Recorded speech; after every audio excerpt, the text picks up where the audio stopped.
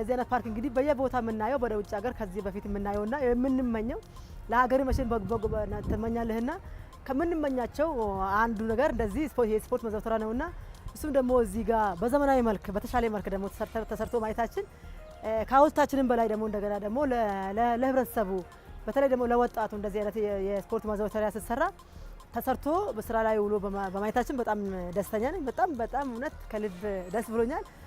ምክንያቱም እዚህ ውስጥ የምናያቸው ነገሮች ሰፊ የስፖርት አይነቶች ነው ያሉትና እንግዲህ ምናልባትም አሁን ቅድም ስናወራ የነበረው ከእንግዲህ ኢትዮጵያ ድሮ እንግዲህ በተወሰነ ውድድር ነው ኦሎምፒክ የምትካፈለው።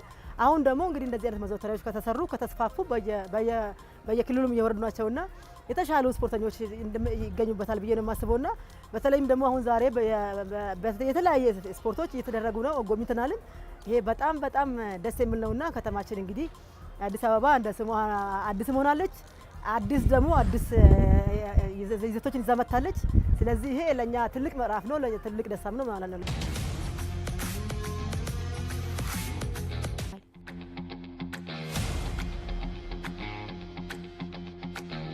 ሀውልታችን መሰራቱ ለትላንትና ላረጋችሁ ተስተዋጽኦ ለሀገራችን ላረጋችሁ ተስተዋጽኦ ነው የተሰራው።